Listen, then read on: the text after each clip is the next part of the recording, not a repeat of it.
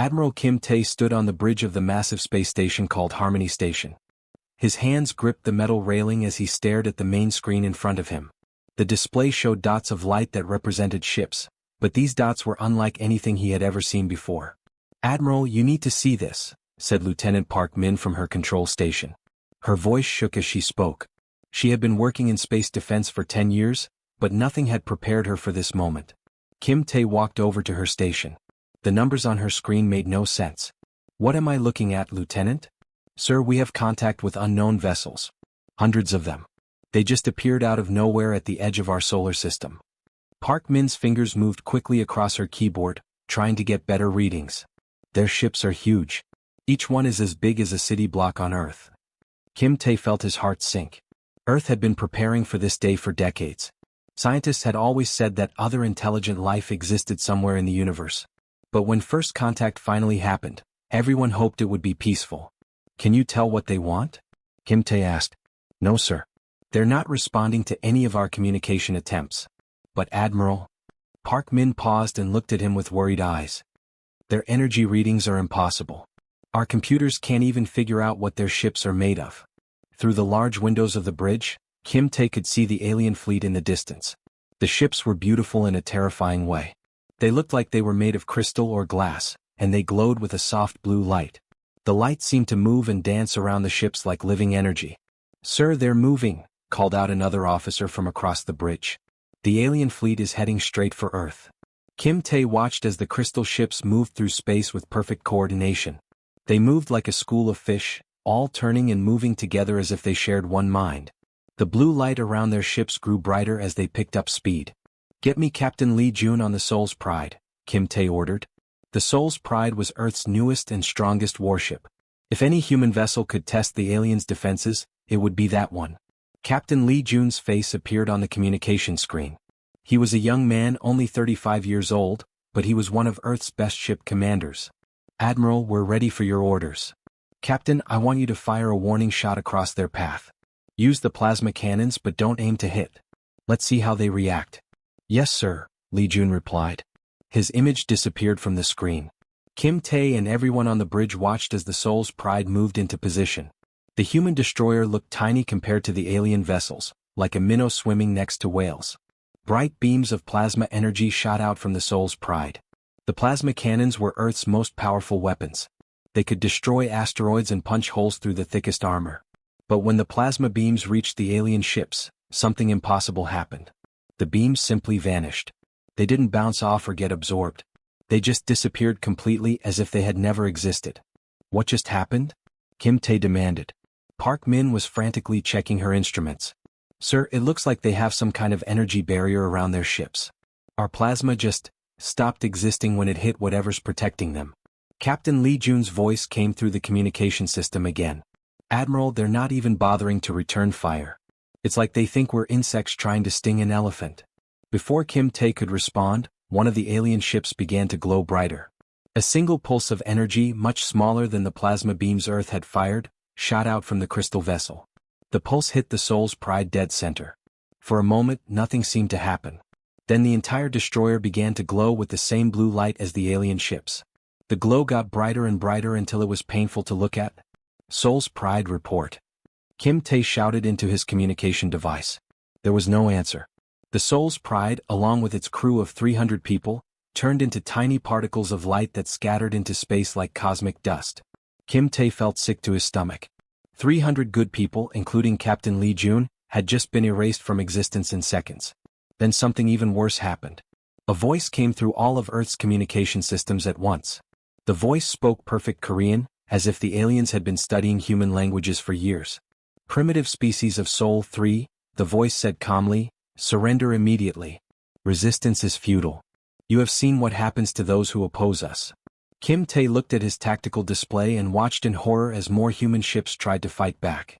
The destroyer Busan Runner fired its missiles. They disappeared just like the plasma beams. The cruiser New Hope tried to ram one of the alien vessels. A blue pulse turned it into glowing dust. One by one, 17 more ships vanished from his screen. Each one represented hundreds of human lives. Each one had been Earth's pride and joy, the result of decades of human engineering and hope. Kim Tae closed his eyes and tried to think. Earth's entire space fleet was being destroyed like toys in the hands of angry children. Whatever these aliens were, they were so far beyond human technology that resistance seemed impossible. But somewhere deep in his heart, Kim Tae refused to give up hope. Humanity had survived wars, plagues, and natural disasters. Somehow they would survive this too. Deep beneath the busy streets of Seoul, 3 floors underground, Dr. Johanna worked frantically at her computer. Her fingers moved so fast across the keyboard that they looked like a blur. Numbers and symbols flashed across multiple screens around her, showing calculations that would confuse most of the world's smartest people. The underground laboratory was bathed in red emergency lighting. Every few seconds the entire building shook as alien weapons struck the city above. Dust fell from the ceiling with each impact, and the lights flickered on and off. Hannah had been working in this secret lab for 3 years. Very few people knew it existed. Even fewer knew what kind of work happened here. The sign on the door simply said Research Division 7, but inside she and her team were trying to unlock the secrets of the universe itself. Dr. Yu, a voice called out from the sealed entrance to the lab. Hannah looked up to see General Choi Won walking toward her workstation. The general was a tall man with gray hair and tired eyes.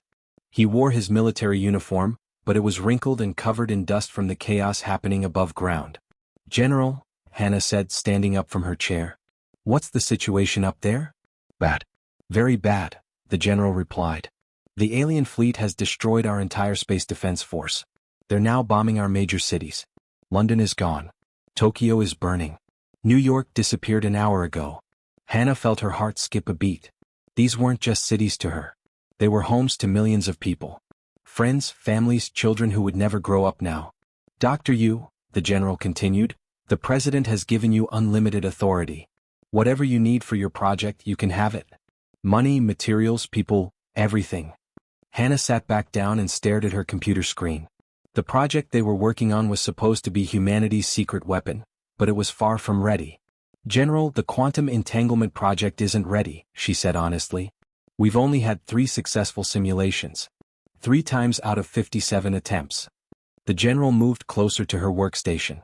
He could see the worry in her eyes. "Explain it to me in simple terms, doctor. What exactly does this weapon do?" Hannah took a deep breath. "You know how some particles in the universe are connected to each other, no matter how far apart they are? When something happens to one particle, the same thing instantly happens to its partner, even if they're on opposite sides of the galaxy." "Okay, I think I understand that much," the general said. "Well, we found a way to weaponize that connection. We can create pairs of these special particles and put one half inside a missile. When the missile explodes, the other half of the particle pair, which we've already placed on enemy targets, explodes too." The general's eyes widened. "So you're saying we could destroy their ships without our weapons ever reaching them?" "Exactly. But General, we've never tested this on anything larger than a laboratory mouse. We don't know if it will work on alien technology." Another massive explosion shook the building above them. This time, pieces of concrete fell from the ceiling. Emergency alarms started blaring throughout the complex. "How long do you need to get this weapon ready?" the general asked urgently. Hannah looked at her calculations again. 6 hours to properly calibrate the targeting systems and run safety checks. Maybe 4 hours if we skip all the safety protocols. From across the laboratory, Dr. Bae-Soo called out to them. "Hannah, the particle chambers are warming up. But I need to know, are we really going to do this?" Dr. Bae-Soo was Hannah's research partner and closest friend.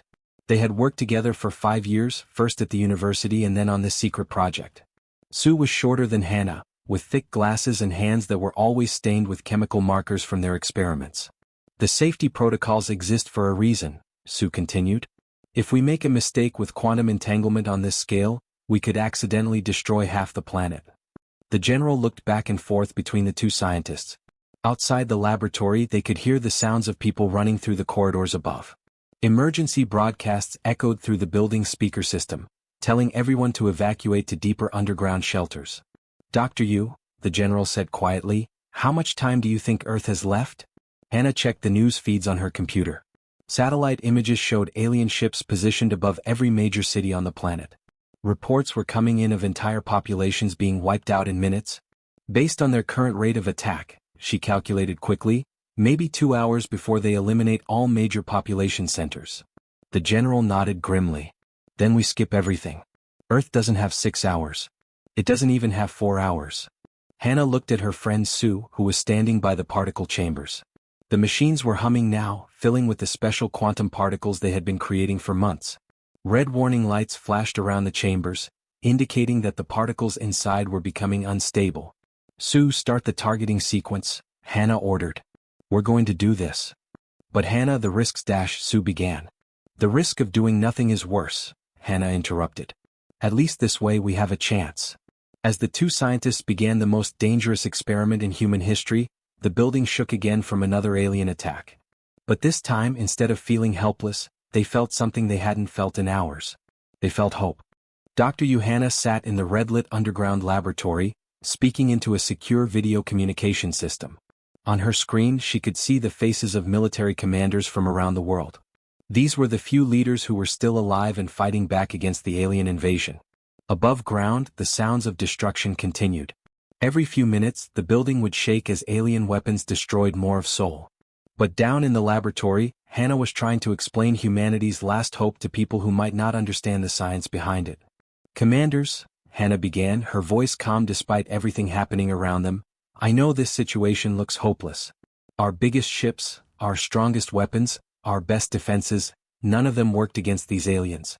Lieutenant Colonel Nam Bo appeared on one part of her screen. He was broadcasting from a military bunker deep beneath the city of Busan. His face was dirty and tired, and behind him, Hannah could see soldiers running back and forth preparing for battle. Dr. Yu, Nam Bo said, our plasma cannons did nothing to them. Our nuclear missiles couldn't even reach their ships. What makes you think your laboratory experiment will be any different? Hannah understood his doubt. From the outside, her plan probably sounded crazy. Colonel, let me ask you something. What do all our weapons have in common? Nam Bo thought for a moment. They're all designed to deliver maximum destructive force to a target? Exactly, Hannah replied. Every species in the galaxy thinks the same way. Bigger guns, bigger shields, bigger explosions. The aliens we're fighting probably think this way too. That's why their technology is so far ahead of ours in terms of raw power. On another part of her screen, Captain Song Hee joined the conversation. She was commanding the last working satellite defense platform that was still orbiting Earth. Behind her, Hannah could see the curve of the planet through a window, with alien ships glowing like blue stars in the darkness. So what's your solution, Doctor? Captain Song asked. If bigger isn't better, what is? Smaller, Hannah said simply. Much, much smaller. We went in the opposite direction from everyone else. She pressed a button on her control panel, and a simple diagram appeared on everyone's screens. It showed two small dots connected by a dotted line. How small are we talking about, Doctor? Lieutenant Colonel Nam Bo asked, leaning closer to his camera. Quantum particles, Hannah explained. These are pieces of matter so tiny that they exist in ways that don't make sense to our everyday thinking. Some quantum particles exist in what we call paired states across any distance.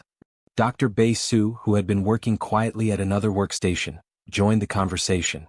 What Dr. Yu means is that these special particles are connected to each other no matter how far apart they are. If something happens to one particle, the exact same thing happens to its partner instantly. How instantly? Captain Song asked. Faster than the speed of light, Hannah replied. It happens so fast that it bypasses every known law of physics. Einstein called it spooky action at a distance, because he couldn't understand how it worked. Lieutenant Colonel Nam Bo looked confused. I don't understand. How does this help us fight the aliens? Hannah clicked her control panel again, and the diagram on their screens changed. Now it showed one of the dots disappearing, and immediately the other dot disappeared too. When we destroy one particle in a quantum pair, its partner mirrors that destruction instantaneously, she explained. It doesn't matter if the particles are 1 inch apart or 1 million miles apart. The effect is immediate. You're telling me, Captain Song said slowly, that we're betting Earth's survival on quantum mechanics theory? Before Hannah could answer, Dr. Bei Su spoke up from across the laboratory. It's not theory anymore, Captain. We've been preparing for this possibility for months. What do you mean? Nam Bo asked. Su walked over to stand next to Hannah. We've been embedding quantum markers in space debris throughout our solar system. Tiny particles that most scanners would never detect. When the alien fleet passed through our outer system to reach Earth, they unknowingly collected these markers on their ship hulls. The room fell completely silent. Even the background noise of soldiers and equipment seemed to fade away as the military commanders realized what the scientists were saying. You mean, Lieutenant Colonel Nam Bo said quietly, Every alien ship is already tagged with these quantum particles? Every single one, Hannah confirmed. They have no idea that each of their ships is carrying one half of a quantum pair. We have the other halves right here in our laboratory. Captain Song, he laughed, but it was a bitter sound. So you're telling me that while we were building bigger guns and stronger shields, you were planting invisible tracking devices on alien ships using particles they can't even detect? That's exactly what we did, Sue replied. The building shook again as another alien weapon struck somewhere above them. Dust fell from the ceiling and the emergency lights flickered. There's just one problem, Hannah admitted. We've never tested this on anything larger than laboratory animals. We don't know if quantum entanglement weapons will work on alien technology, or if their ships have some kind of protection we haven't thought of. Lieutenant Colonel Nam Bo looked directly into his camera. Doctor, right now, this quantum weapon is the only plan we have left. When can you fire it? Hannah looked at her calculations one more time. We're almost ready. Give us 30 more minutes. The distant rumble of destruction continued above them, but for the first time since the invasion began, the people fighting for Earth's survival had something they had lost hours ago. They had a plan. Deep underground in her laboratory, Dr. Johanna pressed the final button on her control panel. Across the Earth's surface, hidden doors opened in mountains, forests, and deserts. From these secret locations, small missiles began to launch into the sky. The missiles were nothing impressive to look at. They were small, gray cylinders about the size of telephone poles. They had no fancy decorations or intimidating designs. To anyone watching, they looked more like weather research rockets than weapons that could save humanity. Launch sequence complete, Dr. Bei Su announced from his workstation. All 12 quantum entanglement missiles are airborne and heading toward the alien fleet. Hannah watched the missiles on her tracking screen as they climbed through Earth's atmosphere. Her heart was beating so fast she could hear it in her ears. Everything depended on the next few minutes. High above Earth, aboard the massive alien flagship called Dominance Absolute, war leader Vexhai sat on his command throne. He was a tall creature with 6 arms and skin that looked like polished metal. His large eyes could see across multiple light spectrums, and right now he was watching the human missiles approach his fleet. War leader, one of his officers said, the primitive humans are launching more of their pathetic weapons at us. Vexhai looked at the display showing the incoming missiles. He had been conquering planets for over 300 years, and he had never seen such weak-looking weapons. The missiles were so small and slow that his advanced scanners barely registered them as threats. How amusing, Vexhai said in his deep, rumbling voice. Their desperation is almost endearing. Look how tiny their weapons are compared to our ships. Another officer approached his throne. Should we raise our energy shields, war leader? Vexhai waved one of his 6 hands dismissively. Don't even bother. These missiles are so primitive that they probably couldn't damage our ship's paint. Let them hit us. Maybe it will teach them how hopeless their situation really is. The 12 human missiles continued their flight toward the alien fleet. They moved in a straight line, making no attempt to dodge or confuse the enemy sensors. To the aliens, they looked like suicide weapons launched by a desperate, dying species. Back on Earth, Dr. Johanna was monitoring everything from her underground laboratory. She could see the alien ships on her screen, and she could see her missiles getting closer to their targets. Impact in 30 seconds, she announced to the military commanders who were still connected to her communication system. Lieutenant Colonel Nam Bo watched from his bunker in Busan. Dr. Yu, are you sure this is going to work? We're about to find out, Hannah replied, her voice tight with tension. The first 3 missiles reached their targets, 3 alien destroyer ships that were hovering above what used to be Paris. The missiles struck the crystal hulls of the alien vessels and exploded in bright flashes of light. Aboard the Dominance Absolute, war leader Vexhai watched the explosions with amusement. The human weapons had barely left scorch marks on his ship's surfaces. Pathetic, he muttered. Their most powerful weapons can't even dash. He stopped talking. His tactical officer, a creature with tentacles instead of arms, had started making high-pitched screaming sounds. War leader, the officer screeched. Something is wrong. The quantum scanners are showing impossible readings. Vexhai looked at his tactical display and felt his blood turn cold. Throughout his massive fleet, something impossible was happening. On the 3 destroyer ships that had been hit by the human missiles, large sections were simply disappearing. Not exploding, not melting, not breaking apart, just vanishing completely as if they had never existed in the first place. But that wasn't the worst part. The same thing was happening to ships that hadn't been hit by any missiles at all. Dr. Johanna watched her computer screens as streams of data poured in from her quantum sensors. "It's working," she shouted with joy. "The entanglement cascade is propagating through their entire fleet." What was happening was exactly what she had hoped for. When her missiles destroyed the quantum particles attached to the 3 alien destroyers, the paired particles that had been secretly placed on other alien ships throughout the fleet began to mirror that destruction. The quantum entanglement effect spread from ship to ship like a chain reaction. Molecular bonds were being severed at the most basic level. Atomic structures were collapsing. The very building blocks that held the alien ships together were falling apart. Admiral Kim Tae was now commanding Earth's remaining forces from a bunker on the moon. He stared at his tactical display in complete disbelief. Massive alien warships that had seemed invincible just minutes ago were vanishing like soap bubbles popping. "This is impossible," he whispered to himself. "Ships that size can't just disappear." But they were disappearing. One after another, the giant crystalline vessels were losing entire sections of their hulls. Some ships split in half. Others simply faded away completely. The advanced alien technology that had easily destroyed Earth's most powerful weapons was utterly helpless against the quantum entanglement effect. War leader Vexhai watched in horror as his own flagship began to fall apart around him. Walls, floors, and ceilings were vanishing piece by piece. His crew members were running in panic, but there was nowhere to run to. In his final moments, as his command throne began to dissolve beneath him, Vexhai managed to send one last transmission toward Earth. His voice was filled with a mixture of terror and grudging admiration. "How?" he asked in perfect Korean, the language his computers had learned from intercepted Earth broadcasts. "How did they weaponize the universe itself?" The transmission cut off as the Dominance Absolute joined the rest of the alien fleet in quantum dissolution. For the first time in hours, the skies above Earth were quiet. The few alien ships that had survived the first wave of quantum destruction tried desperately to escape. Their crystal hulls glowed brighter as they pushed their engines to maximum power, racing toward the edge of the solar system. The alien commanders thought that if they could get far enough away from Earth, they might be safe from the strange human weapons. They were wrong. Distance meant nothing to quantum entanglement. The tiny particles that had been secretly placed on their ships weeks ago were still connected to their partners in Dr. Johanna's laboratory. No matter how far the alien ships traveled, the quantum effect continued to spread through their hulls. Captain Han Ju sat at his communication station aboard Earth's newly built orbital platform. The old stations had been destroyed in the first alien attack, but humans were quick to rebuild. His job was to monitor all radio signals coming from deep space, and what he was hearing made him both excited and sad. "Control, I'm picking up alien transmissions," Han Ju reported to his commanding officer. "They're broadcasting on multiple frequencies and they sound panicked."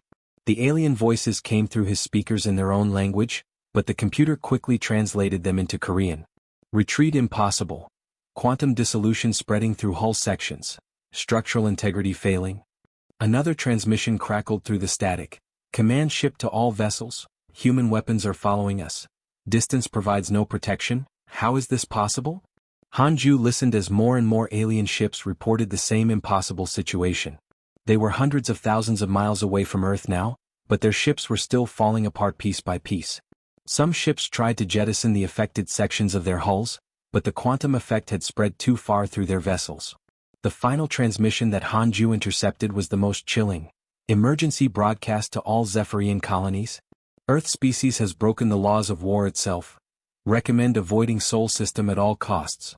They have weaponized the fundamental forces of the universe." Then there was only silence. The last of the alien fleet had dissolved into component atoms, scattered across the cold emptiness of space. 6 months later, Dr. Johanna stood in the newly rebuilt Seoul Defense Complex.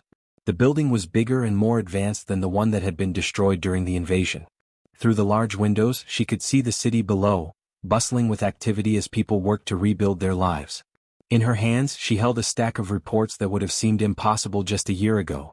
They were intelligence briefings from across the galaxy, gathered by Earth's new network of deep space monitoring stations. "Dr. Yu," a familiar voice called from behind her. She turned to see President Kang-un walking toward her. The president looked older than he had before the invasion. The stress of leading humanity through its darkest hour had added gray to his hair and lines to his face, but his eyes were bright with pride. "What do the reports say?" President Kang asked. Hannah held up the papers. "It's remarkable, Mr. President. Alien civilizations that had never even heard of Earth 6 months ago are now frantically studying quantum mechanics. Universities on planets thousands of light-years away have started crash courses in quantum entanglement theory. She flipped through the pages, pointing out specific information. The Andorian Empire has doubled their science budget. The Crystal Confederation is trying to recruit human physicists. And the Galactic Trade Union has banned all military ships from entering our solar system without written permission. President Kong smiled. Fear can be a powerful motivator. It's not just fear, Hannah replied. They're genuinely impressed. Listen to this report from our embassy on Alpha Centauri. Local scientists are calling the quantum entanglement weapon the most elegant military innovation in galactic history. They say humans accomplished in decades what other species couldn't achieve in millennia. Before the president could respond, his communication device beeped with an urgent message. He read it quickly and his expression became serious. Dr. Yu, the Galactic Council is requesting an immediate audience with Earth's leadership. They want to discuss what they're calling quantum warfare treaties. Hannah walked over to the window and looked up at the stars. The night sky that had once seemed full of threats now looked different to her. The stars were still the same, but humanity's place among them had changed forever. Let them come, Mr. President, she said with a confident smile. But they'll find that humanity doesn't negotiate from a position of weakness anymore. Admiral Kim Tae entered the room at that moment. He was wearing the new uniform of Earth's Deep Space Command, and there was a satisfied expression on his face. Admiral, President Kong greeted him. How are the preparations for our first quantum-armed fleet going? Better than expected, sir, Kim Tae replied. We now have 12 ships equipped with quantum entanglement weapons and more are being built every month. It's funny how advanced alien civilizations suddenly want to be friends when they realize we can delete their fleets from existence. Dr. Hannah nodded. The galaxy is talking, Admiral. Word has spread to over 1,000 worlds about what happened here. Earth is no longer seen as just another primitive species. Far out in the depths of space, automated communication beacons continue to spread the story across the galaxy. The message was simple but powerful. Humanity had proven that the most devastating weapons didn't always come from having the biggest guns or the strongest shields. Sometimes, the most effective way to win a war was to think about the problem in a completely different way than anyone else had ever considered. As President Kong, Dr. Hannah, and Admiral Kim stood looking up at the stars, they knew that everything had changed. The age of human expansion had begun, and the galaxy would never be the same.